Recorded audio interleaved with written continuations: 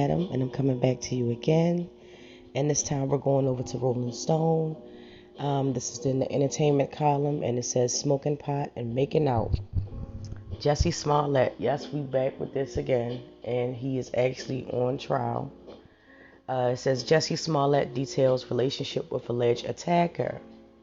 The former Empire actor who has been accused of filing a false police report testified in court today that he and one of the men he said attacked him made out on multiple occasions. This article is by Madison, provided by the Rolling Stone. Man. Jussie Smollett took the witness stand today on Monday at his trial in Chicago. Disorderly conduct charges for staging a racist, homophobic attack against himself nearly 2 years ago, and then allegedly lying to Chicago police about it. There was no hoax, Smollett maintained throughout the nearly 4 hours of questioning by lead defense attorney Niall Yu. Okay, if you hear me abbreviate some of the words in here with people's names, I'm just not trying to butcher their names, so please keep that in mind. And I apologize if I mispronounce anyone's name during this article or any article that I do. Side note. The defense focused on the dislodging last week's testimony from brothers Ambiola and Osandora. They claimed Smollett recruited them for the hoax to get publicity, that he paid them $3,500 to carry it out, and that Smollett gave him $100 in cash for supplies, which included a rope to be placed around his neck like a noose, all of which Smollett he denied on the witness stand on Monday. Smollett rebuked that he sought any additional attention, saying he was satisfied with his role on Empire, and that his auditioned for Empire's Jamal Lyon, a gay singer, because he had never seen a black man portrayed that way on television. The actor had came to terms with his own sexuality in his early 20s when he got involved with non-profits, including one that fights AIDS in the black community, he said. By season 5, Smollett testified that he was making $100,000 per episode, which is not a bad, not a bad payday. The pressure of fame was too much, he said. He then turned to drugs as a coping mechanism. The pressure he was under was more than any other cast member, he said. Recreational drugs were something he often did with Ambiola, who Smollett met at a club in 2017, before learning that Ambiola was a backup actor on Empire. When asked if Smollett regretted doing drugs, he testified that he did, in an effort to debunk the prosecutor's theory that there was a dry run of an attack. Yu established that it was not usual for Smollett and Ambiola to hang out in Smollett's Mercedes and smoke weed together. Man, why they gotta put weed out there, man? Weed ain't never hurt nobody. For real. Come on, legalize it. Anyway, the two also made out on 2 occasions. Smollett also testified that Ambiola's brother, never liked him. Smollett testified that because of their friendship and Ambiola's proximity to his life, Smollett asked his friend to help him to get in shape for an upcoming music video. What was supposed to be an all-male version of Beyonce's Single Lady. and that the $3,500 payment was for training sessions and nutrition plans. Defense attorney called up Smollett's former payments to trainers, with the actor stating that the entertainment industry, it's normal to shell out thousands of dollars on private fitness.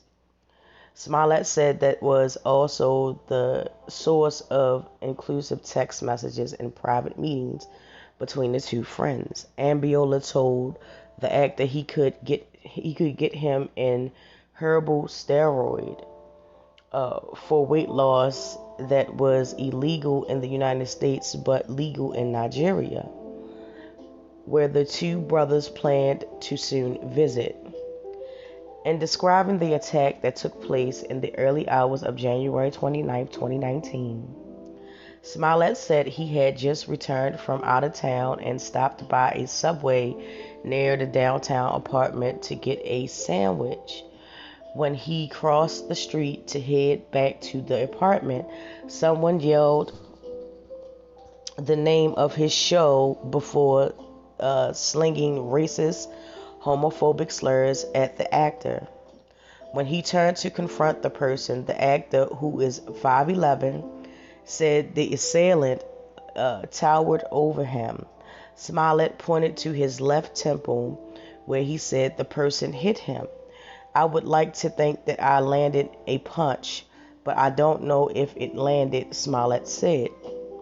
He then said he lost his balance on the icy sidewalk, falling to the ground, where he and his masked attacker wrestled for a few seconds before a second person kicked him in the side, and then both ran away. Smollett had assumed that the attackers were white because they had used a racial slur and yelled out MAGA country, referring to former President Donald Trump's campaign slogan, to make America great again. At the time of the attack, he had no reason to believe Ambiola or his brother, who are black, were involved. The brothers testified last week that Smollett instructed them to yell MAGA country during the alleged orchestrated attack. Smollett didn't notice the noose around his neck until he got back to his apartment building, he said. When he returned to the unit where his friend and creative director Frank Gaston had been waiting for him, it was then at Gaston's suggestion that he decided to involve the cops.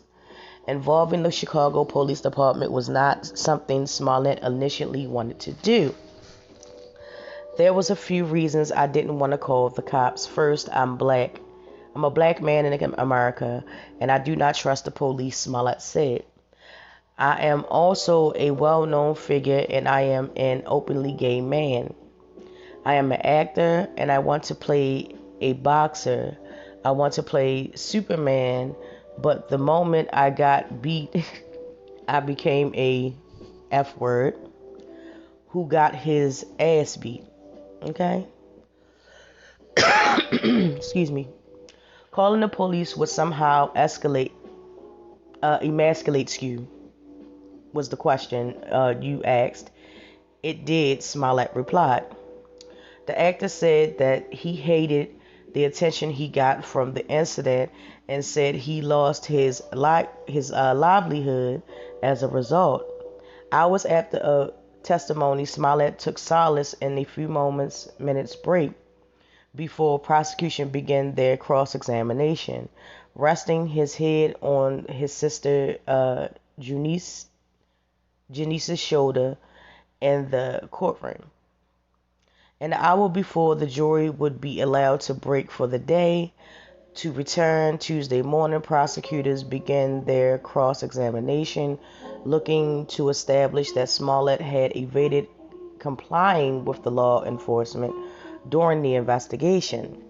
Smollett maintained that he complied to the degree he was asked, but that he also valued his and his family's privacy.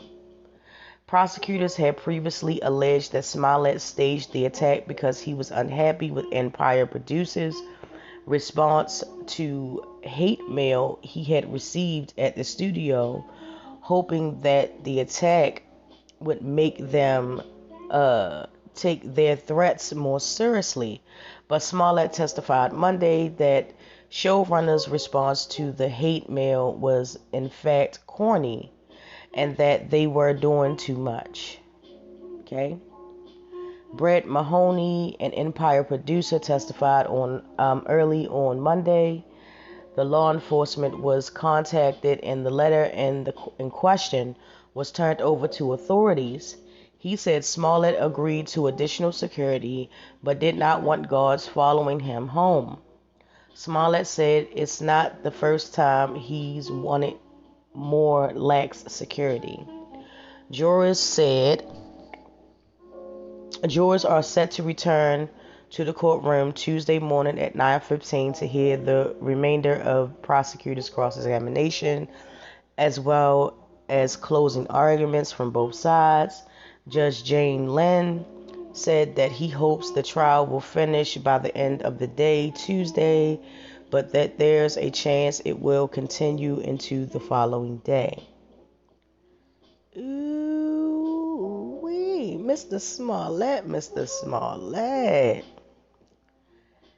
Man, just when you thought it was over, man, it's just been a series of unfortunate events for Mr. Smollett. I mean, it's a lot of things that can't be explained. But I do know one thing: the black community stayed quiet as hell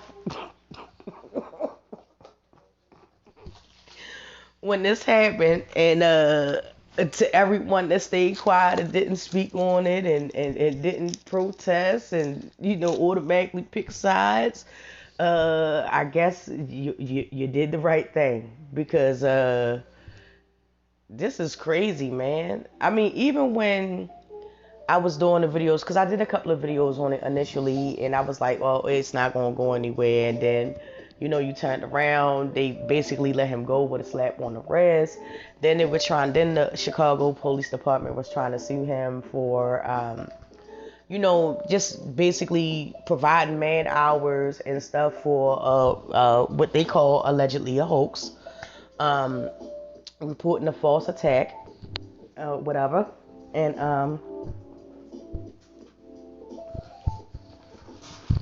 I mean, it's just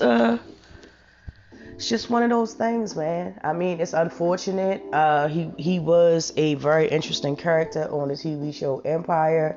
I'm pretty sure his cast members, they had their own ideas about what happened, but out of respect, I can say they did handle it very respectfully. And that they, they kept going as in business, as they do. Some of them are seasoned actors, so they pretty much, this is not nothing new to them.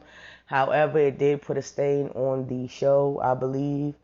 And I just hope that this trial hurries up and it gets over with. If they can prove it, if he's guilty, then he, again, as I always say about any story that I do, if he is in fact guilty, then he should be charged just like anyone else and be found guilty and deal with that. However, if that is not the case, and the way it's looking in this case is this, the evidence is just, I'm like, wow.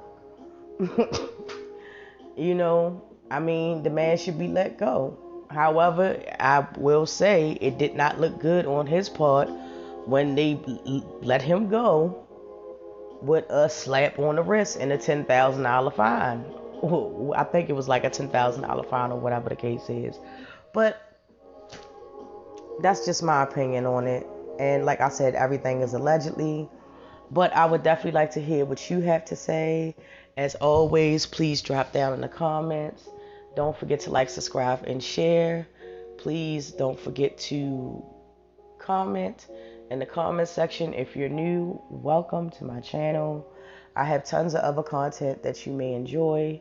or that you may want to speak your opinion on. So please check that out. Don't forget to like, subscribe, and share. And with that being said, you guys, I will talk to you, as always, in the next video.